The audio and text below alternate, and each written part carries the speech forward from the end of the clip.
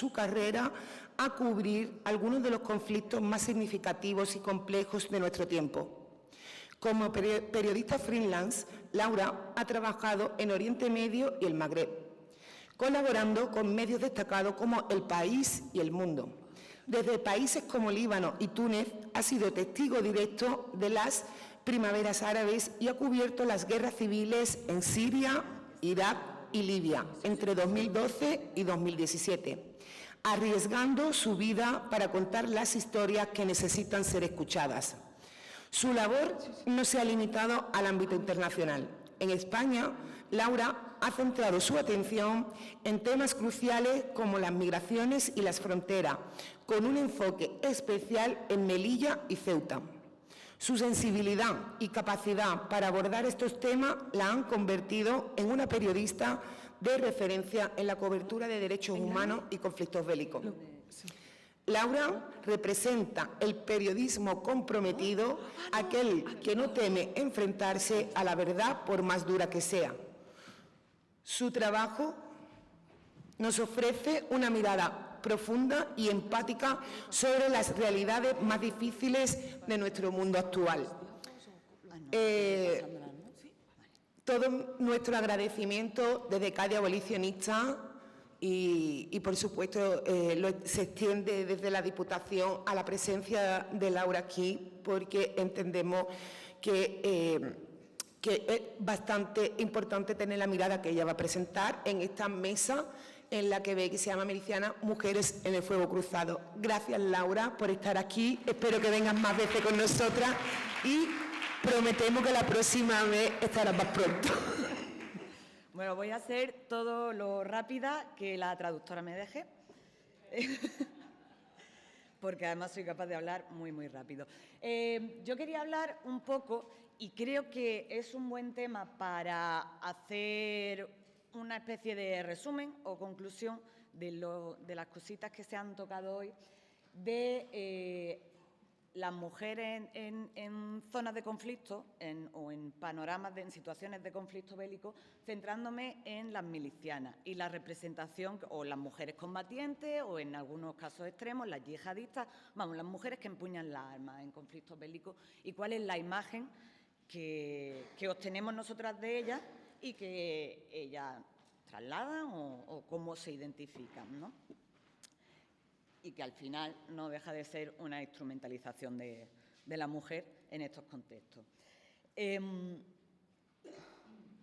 Ser mujer en un conflicto armado se puede abordar desde distintas perspectivas.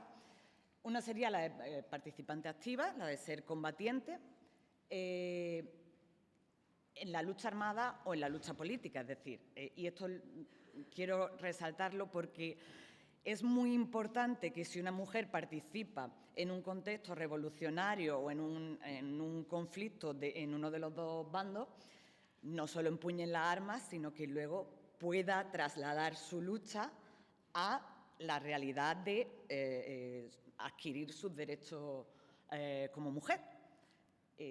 Eso en los escenarios en los que a menudo las mujeres combaten no ocurre.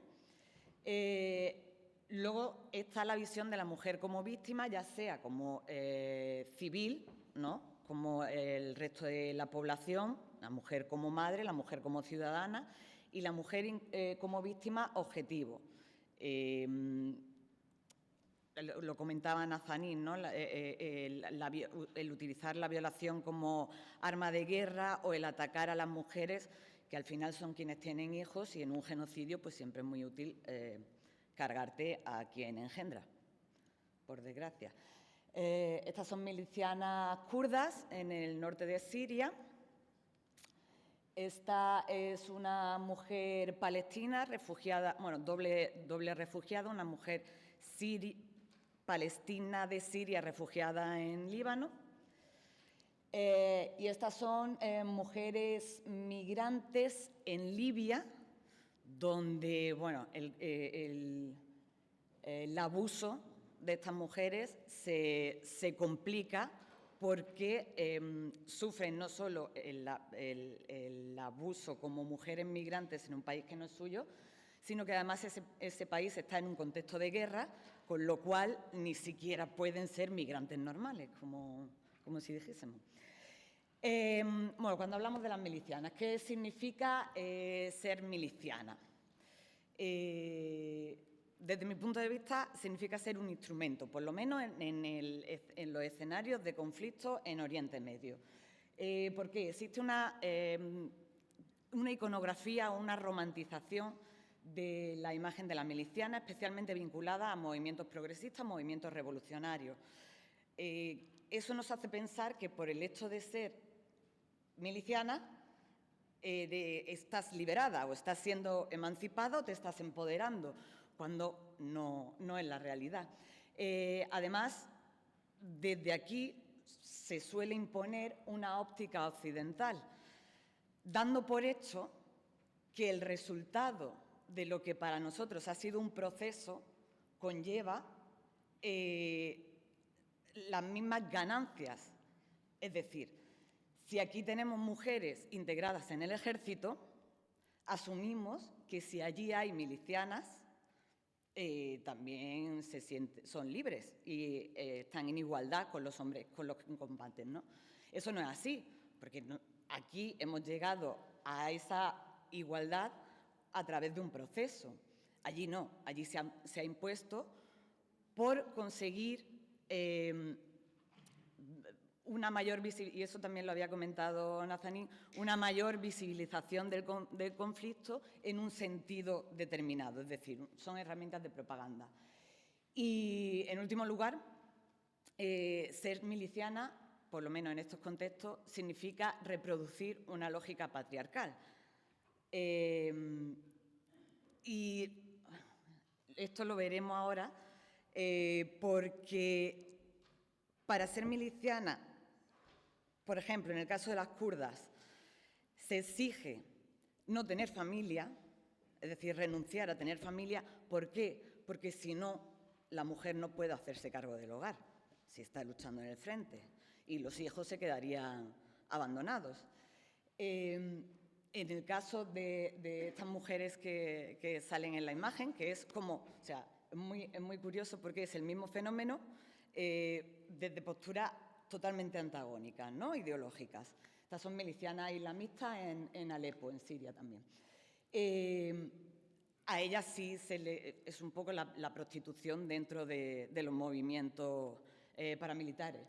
A ellas sí se les exige casarse o, en el peor de los casos, si son mujeres previamente repudiadas o si son mujeres que han perdido a toda su familia, pues se las utiliza como suicidas. Esto es una cita de una combatiente kurdo-siria de 25 años que apunta a cuáles son los motivos que llevan a una mujer a afiliarse a estos movimientos, a empuñar un arma y a luchar, ¿no? Al final es una forma también de lograr reconocimiento y todo eso es parte del adoctrinamiento.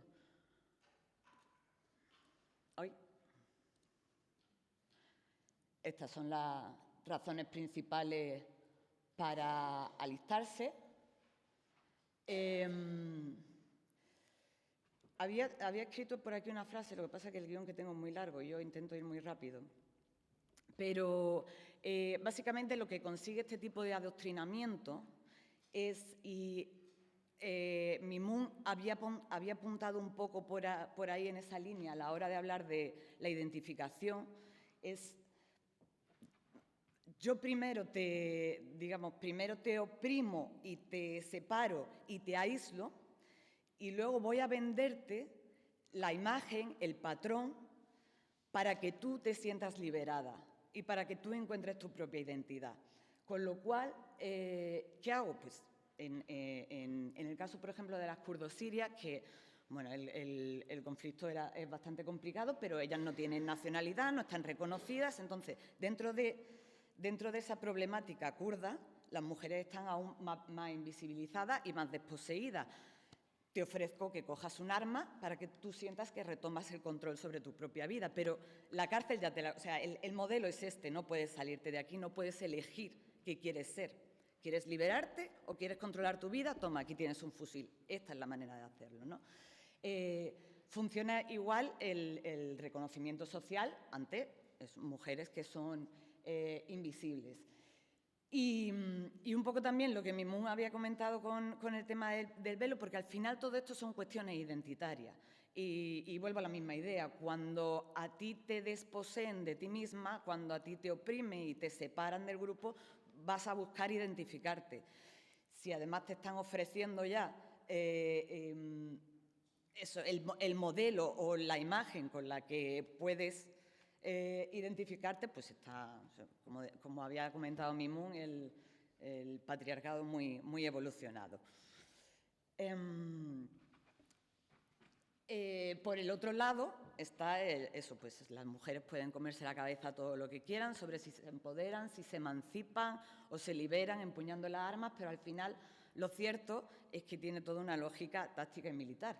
Las mujeres son a priori, la primera razón por la que existen mujeres en las milicias, en estos conflictos en Oriente Medio, dicho además por ellas y ellos, es para que funcionen en los registros de checkpoint, sobre todo cuando combatientes del otro lado se disfrazan con el niqab, como van todos cubiertos, pues muchas veces utilizan eso, prendas de mujer para intentar cruzar los checkpoints, con lo cual, como a las mujeres no se les puede tocar, pues entonces necesito poner mujeres en los checkpoints para que registren a estas personas a ver si son realmente mujeres o son hombres disfrazados. Luego, en el caso de las kurdas, por ejemplo, ellas hacían mucho hincapié en que era como que para ellas matar a islamistas radicales, pues en el conflicto de Siria los kurdos se enfrentaron también a brigadas de Nusra y de Ahrar al-Sham, etcétera, e islamistas. Pues como que daba más puntos. ¿Por qué? Porque como ellos rechazan a la mujer, el hecho de que les mate una mujer es una deshonra para ellos, con lo cual se consideraba también una ventaja táctica tener mujeres en el frente. Y, en tercer lugar, ganan acceso. Las mujeres pueden acceder a zonas, sobre todo en la retaguardia, donde los hombres en un conflicto no pueden acceder.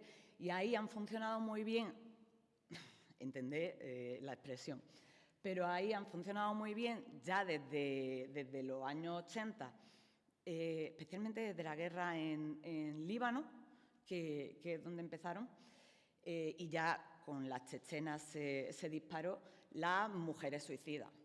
Es decir, puedo acceder con un chaleco explosivo a un patio de una mezquita. Nadie me va a detener. No soy un hombre que puede empuñar un arma. Soy una mujer y que todo el mundo considera que yo soy vulnerable. Me dejan pasar y me exploto en el patio de una mezquita.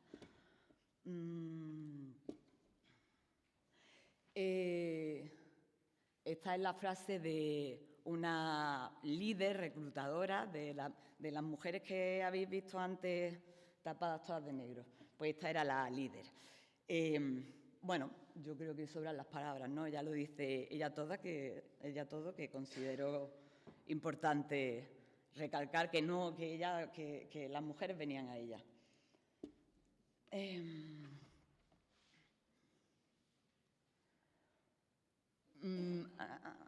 Yo creo que esto está bastante explicado. Esta es la forma en la que dentro ya de los propios grupos de milicianos se perpetúa la lógica que hace que las mujeres se alisten o sigan participando en estos grupos milicianos, ¿no? Siempre hay a diferencia de los hombres, que entran a formar parte de las cativas, porque claro, tú eres hombre y tú puedes meterte en una cativa islamista y te darán una formación más o menos radical, o puedes meterte, estoy hablando de escenarios como la guerra siria, ¿no? Y en otros conflictos también. Puedes meterte en una más laica, es decir, nadie te va a adoctrinar, tú estás ahí para luchar porque eres un hombre y los hombres que hacen luchan. Sin embargo, es curioso que a las mujeres sí le dan una formación ideológica, porque es necesario reforzar esa idea de que tú estás siendo liberada porque estás empuñando un arma. Es decir, te lo tengo que recordar constantemente porque luego te voy a pedir otras cosas, ¿no? Como o que no tengas hijos o que te cases con tu compañero. Entonces, tengo que meterte bien en la cabeza que esto es una liberación para ti. Como comentaba antes, esa ideología está diseñada, a gusto del consumidor un poco, para atraer a quienes ya están oprimidas. Por eso te voy a ofrecer lo que comentaba antes, ¿no? Modelos cerrados para que tú elijas tu forma de opresión secundaria. Y bueno, también como había esbozado un poco antes, perpetúan la lógica patriarcal. Es decir, por un lado tenemos el ejemplo de las kurdas, que no pueden tener familias, son prácticamente como monjas, ¿no? O vestales, y tienen que sacrificarlo todo cuando ellos no. O sea, en el caso de las kurdo-sirias está el YPG y el YPG. Los hombres que luchan en el YPG no pueden tener familia perfectamente. Yo he estado comiendo ahí con ellos en sus casas con sus niños, pero ellas no pueden tener familia. Y por el otro lado estaba lo que comentaba antes, sobre todo en el caso de las chechenas, pero ocurre en todos los grupos de milicianas yihadistas islamistas radicales. El concepto de viudas negras, es decir, son las mujeres que lo han perdido todo entendiendo marido, hijos, hermanos en la mayoría de las veces, y entonces no tienen nada que perder y ya su aportación a la causa es inmolarse para cometer atentados suicidas o secuestros como el de, bueno, uno que hubo cuando en el 2010 en una escuela o conservatorio de Rusia, de Beslan, que fue muy sonado porque las secuestradoras eran dos mujeres que estaban secuestrando a niños y eso fue como, pues esa es la lógica. La utilizo a ellas porque, total, ¿qué más les da? Luego que les metan dos tiros. Esta es la conclusión, ¿no? Voy a hacer mío, yo que he perdido todo, voy a hacer mío el sufrimiento de todo el pueblo y me inmolo para hacer realidad la catarsis, ¿no? De mi pueblo, de mi país, de mi cultura. Bueno, y esto no es más que una forma de un poco resumir esas dos visiones que parecen antagónicas, pero que si navegamos un poco y desgranamos un poco, vemos que responden a las mismas lógicas internas, ¿no? Que es el caso de las kurdo-sirias. Ella es Sergeldan, de 19 años, ya empezó a entrenar para meterse como combatiente con 17, 2 años antes, y la otra, que va totalmente tapada. Y había comentado también, creo que había sido Mimun, ¿no? No sé si Mimun o Nazanin, la paradoja de tapar a la mujer para visibilizar la ideología, ¿no? Pues esto es la idea.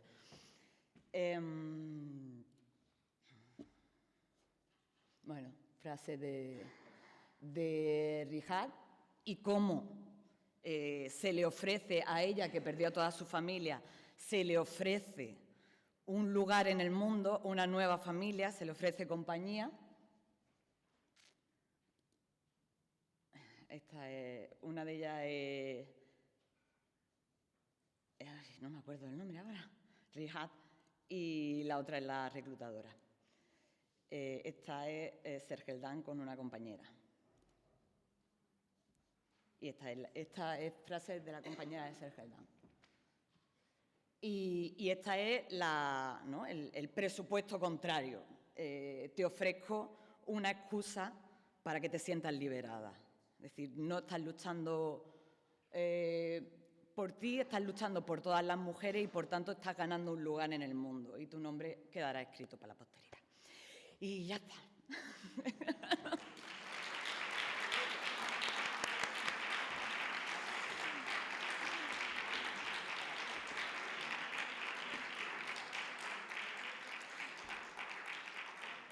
Siento mucho haber ido así como con prisa, pero...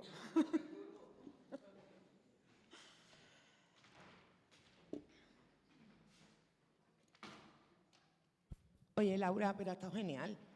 Al final es Bueno. lo importante. Tenemos preguntas.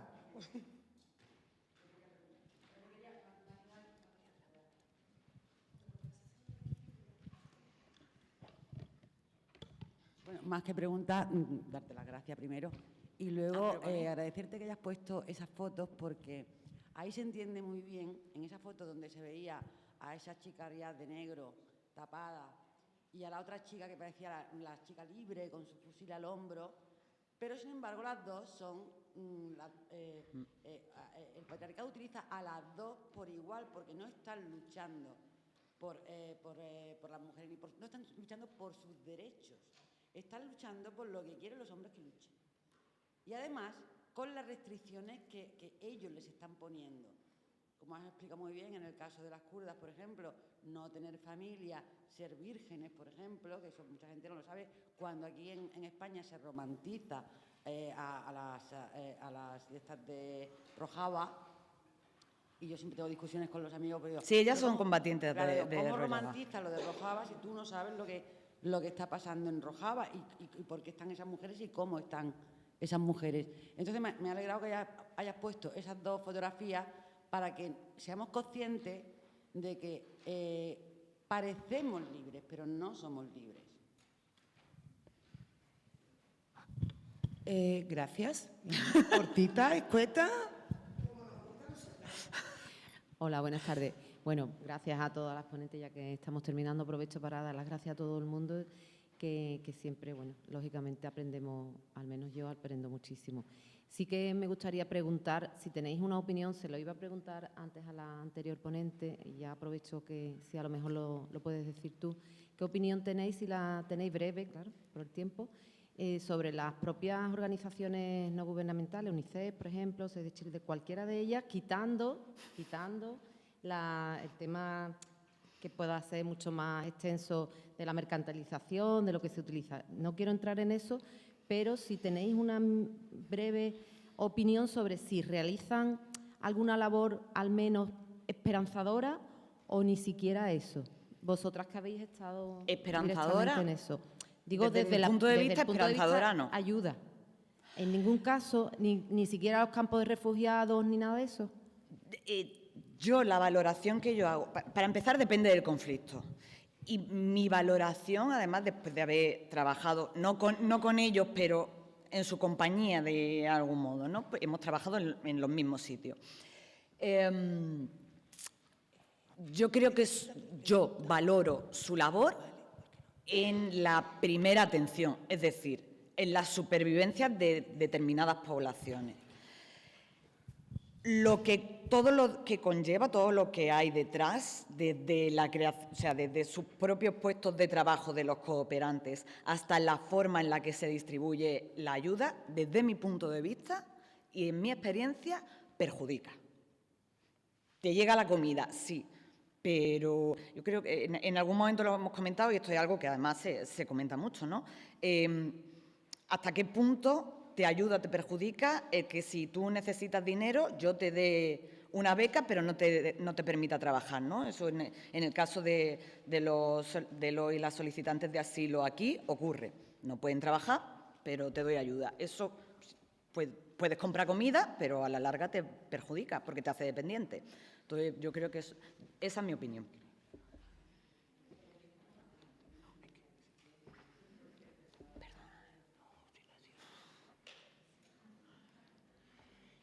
Disculparme, ¿puede subir alguien técnico a quitar que no es Julia Salander ni tampoco las memorias de cada abolicionista?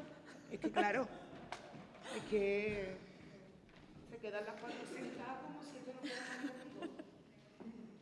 ¿Pero qué pongo? O nada, o Laura. Aquí no. Pon una pantalla blanca. Pongo una... O deja eso. Eso está estupendo, claro.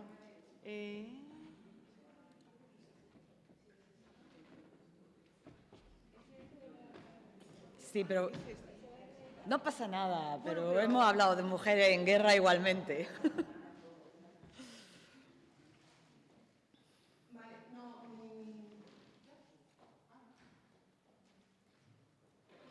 Gracias, Laura. Muchísimas gracias.